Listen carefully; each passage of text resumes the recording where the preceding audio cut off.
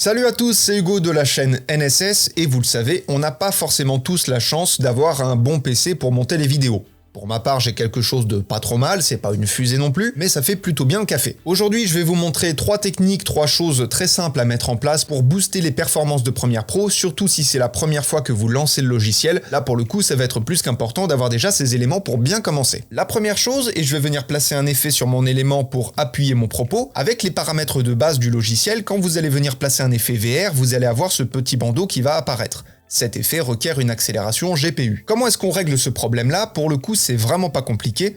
Vous allez aller dans Fichier, vous allez ensuite dans Réglages du projet et Généralité, et dans le système de rendu, vous allez passer de logiciel Mercury Playback Engine uniquement, donc c'est-à-dire la base, à accélération GPU, autrement dit, le système CUDA. Vous cliquez et vous faites OK. À ce moment-là, il y a un tout petit temps d'adaptation, il faut attendre quelques instants, quelques secondes, histoire que le logiciel se mette à jour entre très grosses guillemets. Et du coup maintenant, comme vous le voyez, on a notre effet déformation numérique qui s'affiche sans aucun problème. Vous avez déjà donc une première technique. Le deuxième moyen de booster les performances de Premiere Pro, ça va être de faire preuve d'égoïsme. Alors pourquoi je dis ça? Quand vous allez aller en haut de votre écran, vous avez le mot édition, et en bas, vous avez les préférences, et vous allez cliquer sur mémoire. À ce moment-là, vous allez vous retrouver avec une interface très simple, et là vous avez RAM réservé pour les autres applications. Et l'idée va être de mettre le minimum, puisque si j'augmente bien évidemment, la RAM réservée à Premiere Pro va diminuer, et donc si vous diminuez la RAM pour les autres applications, la RAM pour Premiere Pro, elle, va augmenter. C'est aussi simple que ça. Et donc à ce moment-là, en réservant un maximum de RAM pour Premiere Pro,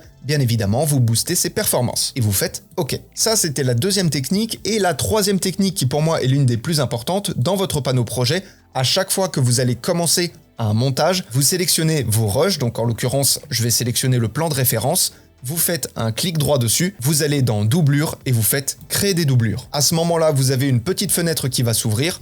Vous rentrez le format QuickTime, paramètres prédéfinis ProRes Low Resolution Proxy, et le mot proxy est important, vous allez donc créer des proxys, des doublures, des copies allégées, vous faites OK. À ce moment-là, vous avez Adobe Media Encoder qui se lance, vous avez votre doublure qui se fait en temps réel, et une fois que la doublure est faite, une fois que le traitement est terminé, vous pouvez retourner dans votre projet, et quand vous allez utiliser ce petit bouton activer et désactiver les copies allégées que vous pouvez retrouver ici dans l'éditeur de boutons, et que vous aurez juste à glisser-déposer dans l'espace prévu à cet effet, vous allez pouvoir switcher du rush originel à la copie allégée, et quoi qu'il arrive, même si vous laissez les copies allégées durant tout le montage, à l'exportation, vous récupérez la qualité initiale, et donc ça va vraiment alléger Premiere Pro, ça va vraiment lui faciliter la vie, et pour le coup, vous avez vos 3 techniques pour booster les performances de votre logiciel. Voilà, ça me paraissait être un tuto relativement important, encore une fois, notamment quand on débute. Quand on a un peu plus d'expérience, on apprend à optimiser son travail, et donc ça devient beaucoup plus simple, mais pour le coup, quoi qu'il arrive, vous n'avez plus d'excuses, vous avez tous les éléments nécessaires pour bien travailler. Bref, en attendant que Premiere Pro plante à nouveau, apprenez, utilisez et progressez dans vos montages. Je vous fais des bisous,